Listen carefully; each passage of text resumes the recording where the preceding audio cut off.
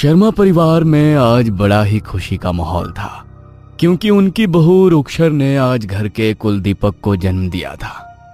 भगवान ने आज सबसे बड़ी खुशी दे दी मुझे। अपने पोते का चेहरा देख लिया। अब तो मर भी जाऊं तो भी कोई गम नहीं। आप ऐसी बातें मत कीजिए माँ जी। मैं तो चाहती हूँ कि आप इसके भी बच्चों को अपनी गोद में खिलाएं। घर में खुशियों की ये बातें चल ही रही थी, तभी घर के दरवाजे पर दस्तक हुई। मधु ने जाकर दरवाजा खोला तो उनके घर के बाहर बधाई लेने के लिए किन्नर आए हुए थे। मधु ने उन्हें घर के अंदर बुलाया। अब आप लोग भी मेरे पोते को अपना आशीर्वाद दे दीजिए कि ये सदा स्वस्थ रहे और खुश रहे। अरे हाँ हाँ माताजी, हाँ हाँ, हम इसे आशीर्वाद देने ही तो आए हैं। लाओ बहू रानी, जरा मुन्ने को हमारी गोद में दे दो। रुक्षर ने अपने बेटे को उनकी गोद में दे दिया।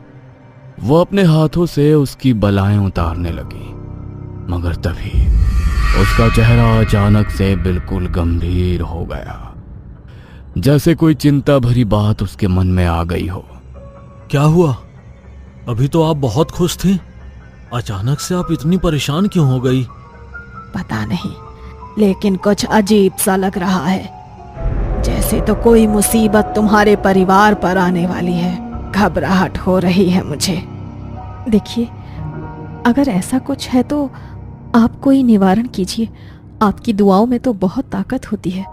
आप मेरे मुन्ने की सलामती के लिए उसकी बलाएं उतार लो। मैं तुम्हें एक रक्षा पोटली देती हूँ। तुम इसे अपने घर की चौखट के बाहर गाड़ देना। जब तक ये तुम्हारे घर की चौखट के भीतर गड़ी रहेगी, कोई तुम्हारा कुछ नहीं बिगाड़ पाएगा।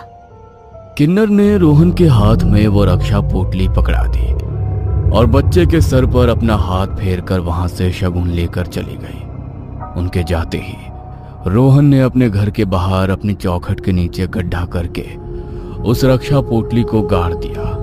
मगर उस किन्नर की कही हुई बातें कहीं ना कहीं अभी भी उनके दिमाग में घूम रही थी, जिससे रुक्षर का मन बार बार बेचैन हो रहा था। पता नहीं, लेकिन मुझे अभी भी बार बार घबराहट हो रही है। किन्नर माता की कही हुई बातें बस मेरे दिमाग में घूमे जा रही हैं। कौन सी अनहोनी, कैसी अनहोनी, आखिर कहना क्या चाहती थी वो? ऐसी बातों को ज्यादा ध्यान नहीं देते बहू, और वैसे भी उन्होंने हमारी रक्षा के लिए घर की चौखट के नीचे रक्षा पोटली तो गड़वा ही दी है ना। तो तू क्यों इतनी चिंता कर रही है? ज्यादा मत सोच। जो खतरा आने वाला था वो टल गया है। बस भगवान का नाम ले और मुन्ने का ध्यान रख। मधु के समझाने के बाद भी रुक्षर का मन शांत नहीं हो रहा था। रात को मुन्ने को सुलाने के बाद रुक्षर भी बहुत थक चुकी थी। वो भी आंखें बंद करके लेट गई। रात के लगभग 12:30 बजे का वक्त था। तभी उनके घर के बाहर एक हलचल हुई। काला लिबास पहनी एक औरत, जिसने अपने चेहरे को काले कपड़ों से ढका हुआ था, उनके घर के बाहर चौखट के पास जाकर बैठ गई और अपने नाखूनों से उसने चौखट की मिट्टी को खोदना शुरू किया। तुझे क्या लगता है मेरी जिंदगी बर्बाद करके तू खुश रह पाएगी? जो खुशी तेरी वजह से मुझे नहीं मिली और जो मैंने तेरी वजह से खोया है, वो सब मैं तुझे भी नहीं मिलने दूंगी। कभी खुश नहीं रहने दूंगी मैं तुझे। आज से तेरी बर्बादी का समय शुरू हो गया है। बस अब तू अपनी उल्टी गिनती गिननी शुरू कर दे।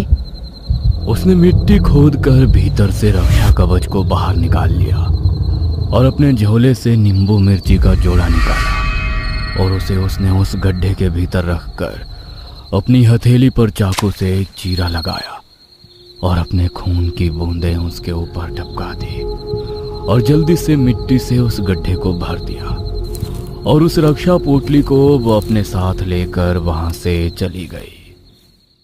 तभी अचानक रुक्षर को नींद में कुछ अजीब सा महसूस हुआ, जैसे कोई उसके बगल से गुजर रहा हो। किसी के कदमों की आवाज बार बार उसके कानों में पड़ रही थी।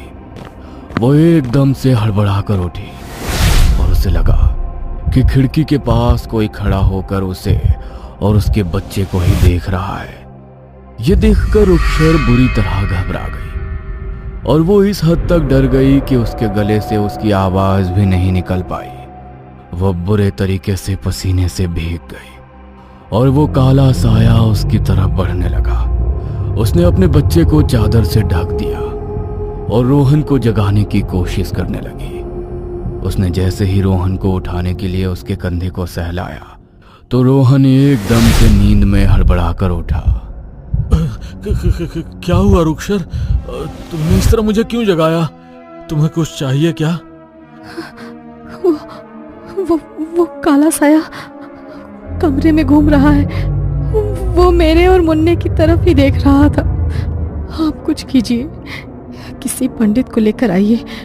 कोई तो काला साया है जो हमें नुकसान पहुंचाना चाहता है। क्या? मुझे लगता है तुम दिन में हुई बातों को कुछ ज्यादा ही सोच रही हो, इसलिए तुम्हें सपने भी वैसे ही नजर आ रहे हैं। तुम मेरी बात समझ नहीं रहे हो रोहन।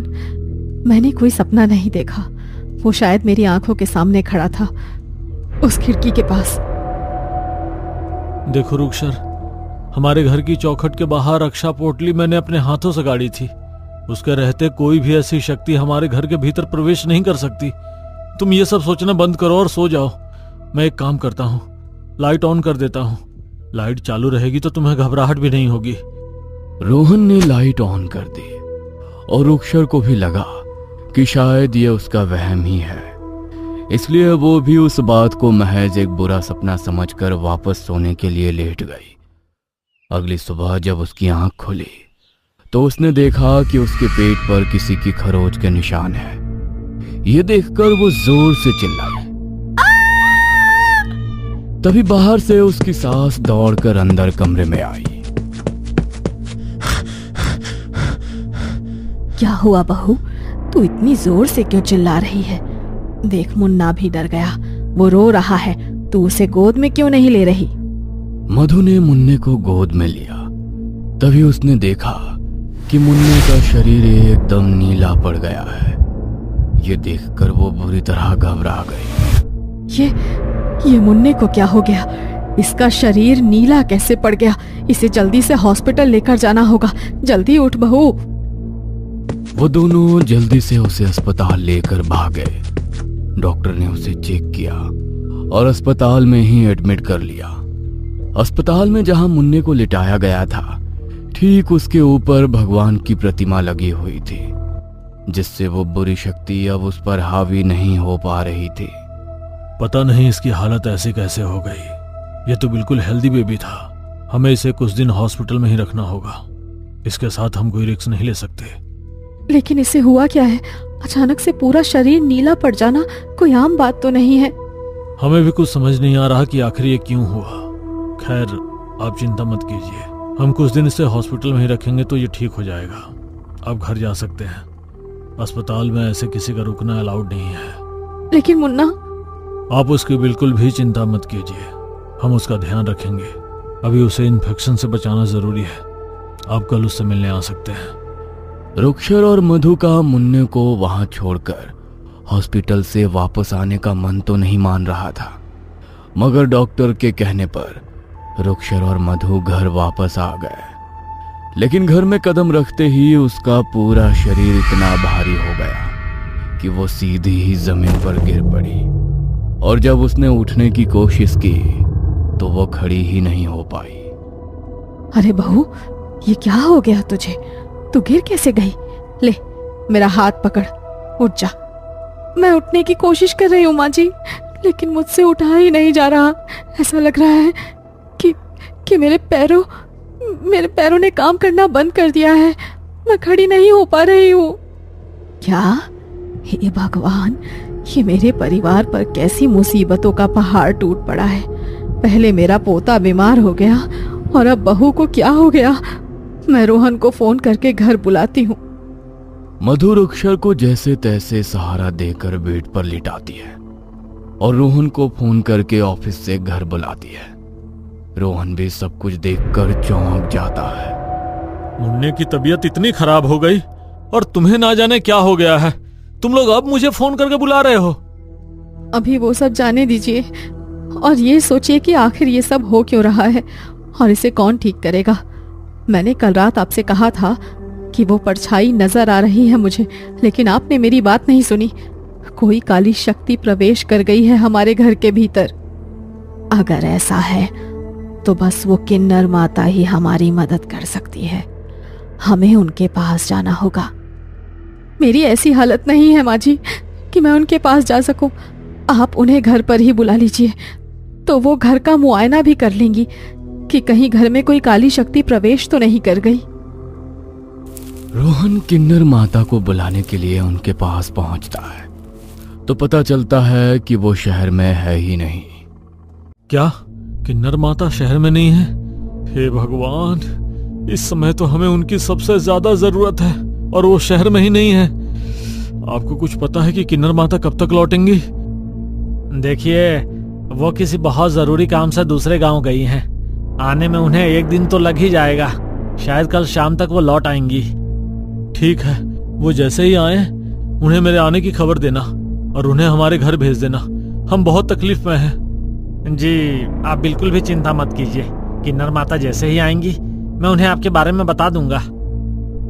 रोहन परेशान होकर वहां से अपने घर आता है, लेकिन जैसे ही वो अपने कमरे में घुसता है तो अंदर का नजारा देखकर उसके होश उड़ जाते हैं। रुक्षर अपने हाथों को मरोड़कर अपने सर को जोर जोर से दीवार पर पटक रही थी और उसके सर से रिसता हुआ खून दीवार से होते हुए जमीन पर बह रहा था। ये देखकर रोहन दौड़ता हुआ उसके पास गया। उसने जैसे ही रुक्षर को अपनी तरफ मोड़ा तो रुक्षर ने उसे इतनी जोर से धक्का दिया कि उसका सर सीधा सामने की दीवार पर जाकर लगा। उस आवाज को सुनकर मधु दौड़ती हुई अंदर आई तो अंदर का नजारा देखकर उसके पैरों तले से भी जमीन खिसक गई। ये तू क्या कर रही है बहू? ये तुझे क्या हो गया है? ये खून। रोहन तू ठीक तो है ना?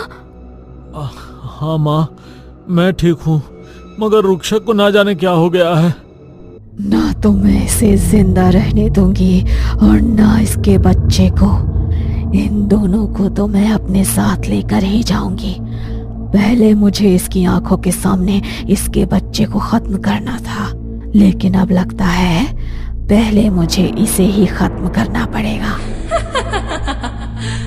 रुक्षर के मुंह से उस आवाज और उन बातों को सुनकर रोहन और मधु हैरान रह गए थे कि आखिर ये सब क्या हो रहा है। तभी रुक्षर ने मेज पर रखे वास को उठाया और उसे अपने सर पर दे मारा। उसका सर बुरी तरह से जख्मी हो चुका था, मगर वो खुद को नुकसान पहुंचाना बंद नहीं कर रही थी। रोहन और मधु ने उसे रोकने की कोशिश की तो उसने उन दोनों की गर्दन को अपने हाथों से जकड़ लिया और उन्हें किसी सामान की तरह हवा में उछाल दिया और एक छुरी उठाकर खुद को उससे छलनी करने लगी।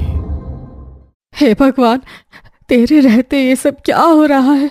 मेरी बहू की रक्षा कर, किसी को हमारी मदद के लिए भेज भगवान, हे भगवान। मधु के इतना कहते ही उनके दरवाजे पर एक दस्तक हुई। घर का दरवाजा खुद ब खुद खुल गया और किन्नर माता घर के अंदर आई। किन्नर माता, आप तो शहर में थी ही नहीं। मैं शहर से बाहर जा नहीं पाई। शायद भगवान को पता था कि आज यहाँ मेरी ज्यादा जरूरत है। किन्नर माता ने घर के हर कोने में सिंदूर का छिड़काव किया और जैसे ही वो सिंदूर रुक्षर के ऊपर पड़ा तो वो जोर जोर से चीखने लगी और घर से बाहर भागने की कोशिश करने लगी। मगर तभी घर का दरवाजा अपने आप बंद हो गया और किन्नर माता ने अपना सिंदूर से भरा हाथ रुक्षर के सर पर रख दिया और जोर जोर से चीखती हुई रुक्षर वहीं पर बेहोश होकर गिर पड़ी।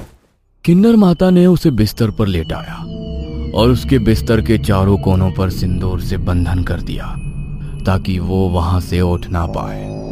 वो जल्दी से बाहर आई और उन्होंने घर के बाहर जाकर घर की चौखट के नीचे की जमीन को खोदना शुरू किया और उन्हें जिस चीज का शक था वही हुआ। चौखट के नीचे उन्हें रक्षा पोटली नहीं बल्कि नींबू मिर्ची मिले जो अभी भी ताजा थे, जिन पर किसी के खून की बूंदें टपकी हुई थी।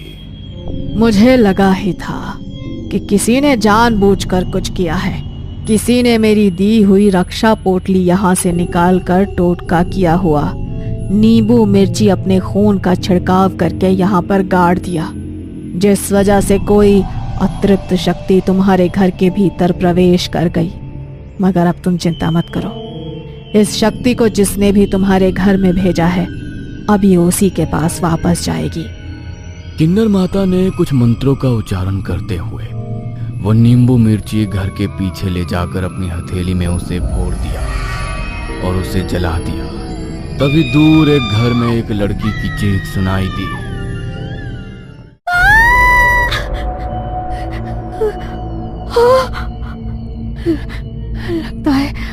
लगता है किसी को वो नींबू मिर्ची मिल गया है और किसी ने मेरे टोटके को मुझ पर ही वापस भेज दिया है। अब मैं क्या करूं? ये शक्ति तो मुझे मार डालेगी। पहले तो उसकी वजह से मम्मी पापा चले गए और अब उसकी वजह से मेरी भी जान जाएगी। मम्मी पापा, आप मेरी बात समझने की कोशिश तो कीजिए। मैं रोहन से बहुत प्यार करती हूँ और वो भी मुझे बहुत चाहता है। हम दोनों शादी करना चाहते हैं। प्लीज आप मना मत कीजिए। तुझे एक बार में कही बात समझ नहीं आती क्या? हमने बोला ना कि हम बिरादरी के बाहर तेरी शादी नहीं करेंगे तो मतलब नहीं करेंगे। भूल जाओ उस लड़के को। कल विक्रम भाई साहब अपने लड़के के लिए तुझे देखने आ रहे हैं। चुपचाप वहीं पर शादी कर ले वरना ठीक नहीं होगा। प्लीज पापा ऐसा मत कीजिए। मम्मी आप तो पापा को समझाइए। अरे उन्हें मैं क्या समझाऊं?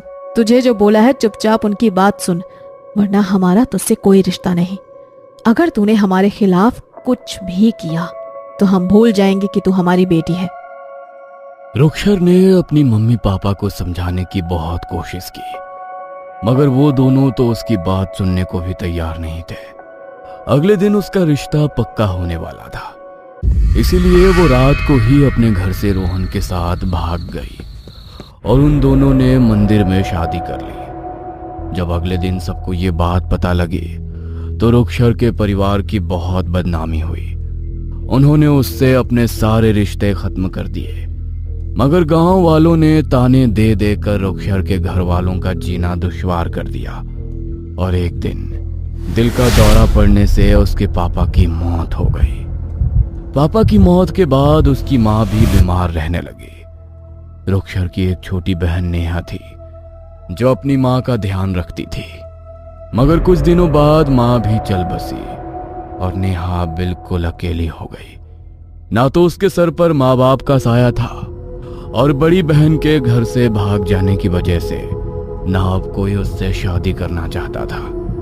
वो बिल्कुल अकेली हो गई और रुक्षर को इस सब का जिम्मेदार मानने लगी। इसीलिए वो अब बस उसे बर्बाद कर देना चाहती थी।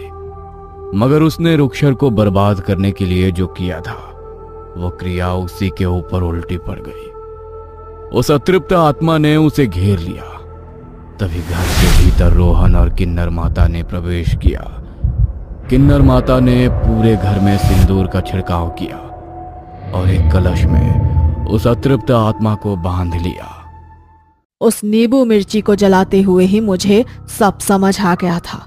तुमने जो भी किया उसमें तुम्हारी बदले की भावना जरूर थी, लेकिन जब मैंने ये सब तुम्हारी बहन को बताया तो उसका दिल पसीज गया। उसी ने तुम्हें बचाने के लिए मुझे यहाँ भेजा है। वो उसकी गलती थी, लेकिन उसने कुछ भी जानबूझकर नहीं किया। तुम्हारे माता पिता के साथ जो हुआ उसका दुख सबको है, मगर तुम अपनी बहन को दोषी मत मानो। इस सब में उसकी कोई गलती नहीं। नेहा जोर जोर से रोने लगी और उसे अपने किए पर बहुत पछतावा हुआ। जब रुक्षर को उसकी हालत का पता लगा तो उसने उसे अपने पास ही रख लिया और उसके मन में जो भी मैल था अपनी बहन से मिलने के बाद वो सब धुल गया। रुक्षर और रोहन ने मिलकर एक अच्छे लड़के से उसकी शादी करा दी और उसे भी अब एक नई जिंदगी मिल गई। रात के 2:35 हो रहे थे। शहर के बाहर जाने वाली सड़क पर दूर दूर तक सन्नाटा पसरा हुआ था। हवा में ठंडक थी और सूखे पत्ते सड़क पर घिसटते हुए अजीब सी आवाज कर रहे थे। उस सुनसान सड़क पर एक काली एसयूवी धीरे धीरे आगे बढ़ रही थी। तभी एक ट्रक से उस कार का भयानक एक्सीडेंट हो गया। स्वस्तिक एक मशहूर यूट्यूबर था। उसका चैनल था द नाइट हंटर। उसके चैनल पर लाखों सब्सक्राइबर थे, लेकिन उसकी पहचान सिर्फ एक यूट्यूबर की नहीं थी। वो खुद को नास्तिक और तर्कवादी कहता था। इस दुनिया में भूत प्रेत जैसी कोई चीज नहीं होती, सब इंसान के दिमाग का वहम है। आप लोग डरते हैं तो वो आपको डराते हैं। उसके चैनल के वीडियो अक्सर भूतिया जगहों पर सच दिखाने वाले होते थे। जहां लोग डरते थे वहां स्वस्तिक कैमरा लेकर चला जाता था। पुराने किले, सुनसान अस्पताल, खंडहर हवेलियां, और हर वीडियो के अंत में उसका वही डायलॉग होता था, देख लिया ना, भूत कहीं नहीं होते हैं। आपको यकीन ना हो तो हमारे शहर में आकर देखो। नहीं, मुझे यकीन नहीं है, आकर देखो। स्वस्तिक अपने उसी सब्सक्राइबर के कहने पर उसके शहर भूतों की तलाश में पहुंचा था। मगर आज की रात कुछ अलग थी। Hello and welcome you all. आज का हमारा वीडियो है 3AM चैलेंज, हॉन्टेड ऑर्फनेज। कहा जाता है कि शहर से करीब 20 किलोमीटर दूर जंगल के बीचों बीच एक पुराना अनाथालय था। आज से करीब 15 साल पहले वहां भयानक आग लगी थी। उस आग में कई बच्चे और एक बूढ़ी देखभाल करने वाली महिला मर गए थे। उसके बाद से वो जगह वीरान पड़ी थी। गांव वाले कहते हैं रात के समय वहां बच्चों के रोने और हंसने की आवाजें आती हैं। कोई वहां जाने की हिम्मत नहीं करता, लेकिन आज आपका स्वस्तिक वहीं जा रहा है। मिलते हैं थोड़ी देर में। कहते हुए उसने लाइव स्ट्रीमिंग बंद की और अपनी कार चलाकर उस जगह पहुंचा जहां उसे रात बितानी थी। उसने अपनी कार अनाथालय के टूटे हुए गेट के सामने रोक दी और फिर स्वस्तिक ने कैमरा ऑन किया और कैमरे के सामने मुस्कुराते हुए बोला, हेलो नाइट हंटर्स, आज हम आए हैं शहर के सबसे डरावने कहे जाने वाले अनाथालय में और मैं यहाँ 3AM चैलेंज करने वाला हूँ।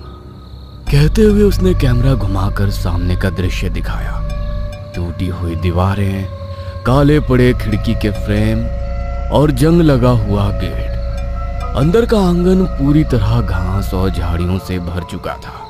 अरे ये तो सच में डरावनी जगह लग रही है। लोग कहते हैं यहाँ भूत है, आज देखते हैं सच क्या है और झूठ क्या।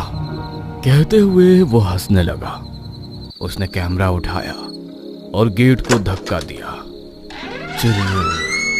गेट की आवाज सन्नाटे में गूंज गई। दरवाजे के उस पार खंडहर हो चुकी अनाथालय के अंदर स्वस्तिक धीरे धीरे अंदर गया। अंदर उखड़े हुए फर्श पर टूटे कांच और लकड़ी के टुकड़े पड़े थे। हर कदम पर कड़क कड़क की आवाज आती। स्वस्तिक ने अपने साथ लाई हुई लाइट्स ऑन की। दोस्तों, किसी समय बच्चों की हंसी से गुलजार ये अनाथालय बिल्कुल वीरान है। ये देखो, इसकी दीवारों पर पुराने पेंट के निशान और बच्चों की फीकी ड्राइंग अभी भी दिखाई दे रही है। कहीं सूरज, कहीं घर, कहीं स्टिक फिगर बच्चे। उन सब ड्राइंग को देख स्वस्तिक भावुक हो गया। उसे उन बच्चों के लिए बुरा लग रहा था। लोग कहते हैं यहाँ मरे हुए बच्चों की आत्मा रहती है। वो सच है या झूठ वो तो नहीं पता, मगर यहाँ आधे जले हुए सामान और चीजें मुझे उनके होने का एहसास करा रही है। कहते हुए वो आगे बढ़ा। अचानक हवा का एक तेज झोंका आया। ऊपर लगी टूटी खिड़की धड़ाम से हिल गई। एक पल के लिए स्वस्तिक चौंक गया, फिर वो मुस्कुराया। Strange, classic horror sound. अभी समय हुआ है 2:30, यानी कि अभी हमारे पास आधा घंटा है जब हमें उनके होने का एहसास होगा। मैं कुछ तैयारियां कर लेता हूं। कहते हुए स्वस्तिक ने अपने मोबाइल को स्टैंड पर लगाकर लाइव चालू रखा और उसके बाद उसने अपने बैग से मोशन सेंसर निकाले। उन्हें वो अलग अलग कमरों में रख रहा था। अगर यहाँ कोई हलचल होगी तो ये सेंसर बीप करेगा और हमें पता चल जाएगा कि हमारे अलावा यहाँ पर कौन है। कहते हुए स्वस्तिक की निगाह कैमरे की ओर ही थी। जैसे ही कुछ मिनट बाद घड़ी में 2:55 हुए, एक कमरे के सेंसर में आवाज आई, बीप। आवाज सुनकर स्वस्तिक ने तुरंत उस कमरे की ओर रुख किया। सेंसर के पास जाकर स्वस्तिक रुक गया। वो इधर उधर देखने लगा, मगर वहां पर कोई नहीं था। ओह, हमने मिस कर दिया, या शायद कोई चूहा होगा। कहते हुए वो हंसने लगा और उस कमरे से बाहर आ गया। जैसे ही वो बाहर आया, घड़ी में 3 बज चुके थे। वो हॉल में वापस आया ही था कि कुछ सेकंड बाद बीप बीप बीप 3 कमरों के सेंसर एक साथ बज उठे। एक साथ आवाज सुन स्वस्तिक थोड़ा चौंका। ये थोड़ा अजीब है, एक साथ 3 कमरों में सेंसर कैसे बज सकते हैं? क्या एक से ज्यादा लोग हैं, या शायद हवा होगी तभी सारे सेंसर एक साथ बजने लगे। अब घड़ी में समय हो रहा था 3:07। हॉल का टेम्परेचर अचानक से कम हो गया। स्वस्तिक को ठंड लगने लगी। स्वस्तिक ने थर्मल मीटर देखा तो वो हैरान रह गया। अजीब बात है, अभी कुछ देर पहले यहाँ तापमान 24 था, अब 16 हो गया। कहते हुए उसने कैमरे की तरफ देखा। कई सारे लोग उसे देख रहे थे। उसके मोबाइल पर कमेंट आने शुरू हो गए। अरे इस तरह हमें डराओ मत, ये सब अपने वीडियो पर व्यू बढ़ाने की ट्रिक है। हे गाइस, ये क्या बोल रहे हो? मैं ये सब व्यू बढ़ाने के लिए नहीं कर रहा हूँ, बल्कि ये साबित करने के लिए कर रहा हूँ कि भूत प्रेत नहीं होते। तो फिर ये सब क्यों दिखाऊंगा मैं? दोस्तों, ये सच में थोड़ा स्ट्रेंज है। स्वस्तिक अपने चैनल पर आए सवालों के जवाब दे ही रहा था कि तभी दूर किसी कमरे से हल्की सी आवाज आई, बच्चों के हंसने की। ऐसा लगा जैसे कई सारे बच्चे एक साथ हंस रहे हो।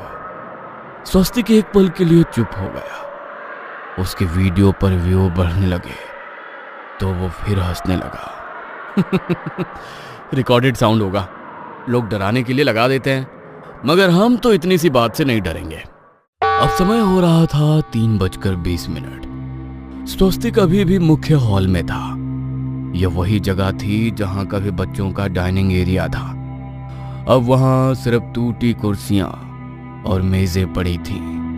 अचानक एक कुर्सी धीरे धीरे हिली। स्वस्तिक ने कैमरा उस तरफ घुमाया, मगर वहां कुछ नहीं था, सिर्फ कुर्सी हिल रही थी। यह शायद हवा के कारण हुआ, लेकिन फिर एक के बाद एक कुर्सी टेबल हिलने लगे तो उसके चेहरे पर अब हल्की घबराहट दिखने लगी थी। अब घड़ी में समय हुआ था 3:33। अचानक स्वस्तिक के हाथ में पकड़ा कैमरा ग्लिच करने लगा। स्क्रीन पर अजीब लाइनें आने लगी। ये क्या हो रहा है? उसने कैमरे की स्क्रीन पर खुद को देखा और उसी पर उसका चेहरा सफेद पड़ गया। स्क्रीन में उसके पीछे एक बूढ़ी औरत खड़ी थी। सफेद साड़ी, चेहरे पर जले के निशान और गहरी आंखें जो सफेद थी। स्वस्तिक ने तुरंत पीछे मुड़कर देखा, वहां कोई नहीं था। उसने फिर स्क्रीन की तरफ देखा। अब भी वो औरत वहीं खड़ी थी, लेकिन वो डरावनी नहीं लग रही थी। उसके चेहरे पर एक अजीब सी चेतावनी थी, जैसे वो कुछ कहना चाहती हो। स्वस्तिक का लाइव स्ट्रीम अभी भी चल रहा था। स्क्रीन पर कमेंट्स आने लगे, bro run, she is behind you. फिर एक कमेंट आया जिसे देखकर स्वस्तिक के हाथ कांपने लगे। वो कमेंट था, स्वस्तिक तो मर चुका है। जिस यूजर नेम से कमेंट था वो था स्वस्तिक ऑफिशियल। ये किसने किया? मेरा अकाउंट हैक हो गया। तभी फोन में एक नोटिफिकेशन आया। उसके अपने अकाउंट से एक नया कमेंट आया, अकाउंट हैक नहीं हुआ है, तू सच में मर गया है। कमेंट पढ़कर अचानक स्वस्तिक के दिमाग में कुछ चमका। उसे याद आया,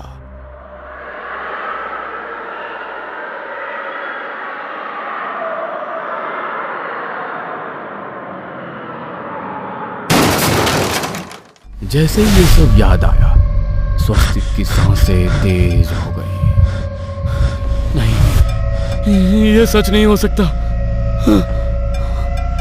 वो अभी भी हॉल के बीच में खड़ा था और अचानक उसे एहसास हुआ कि उसके पैर जमीन पर नहीं हवा में थे। उसने अपने हाथ देखे, वे हल्के हल्के पारदर्शी हो रहे थे। उसी पल वो बूढ़ी औरत उसके सामने आ गई। उसने धीमी आवाज में कहा, बेटा, अब समझ गया ना?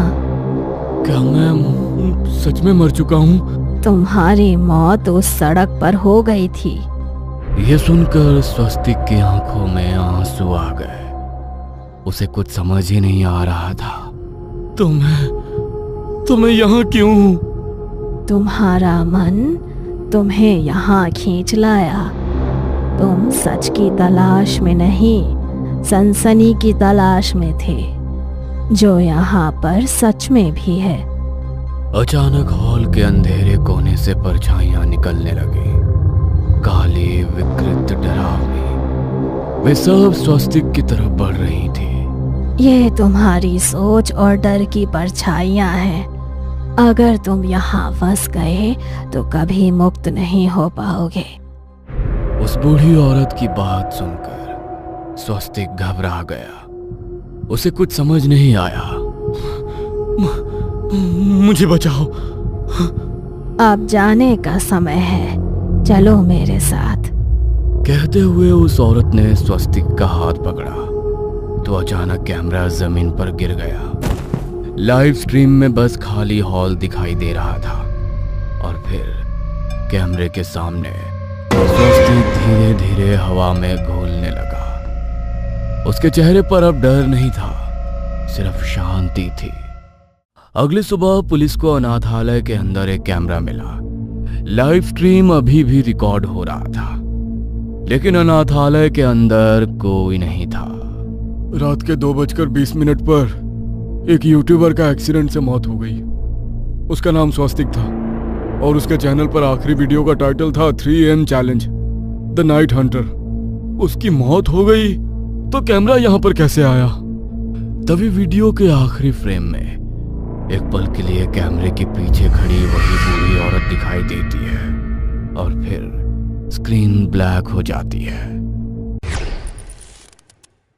दोस्तों, कहानी तो देख लिया आपने, पर अभी तक चैनल को सब्सक्राइब नहीं किया। प्लीज सब्सक्राइब करें और एक छोटा सा कमेंट करें। आपका हर एक कमेंट हमें और अच्छे वीडियो बनाने के लिए मोटिवेट करता है और YouTube को भी लगता है कि ऑडियंस हमारे चैनल को पसंद करती है। शुक्रिया। हम फिर मिलेंगे अगले शनिवार एक नई डरावनी कहानी के साथ।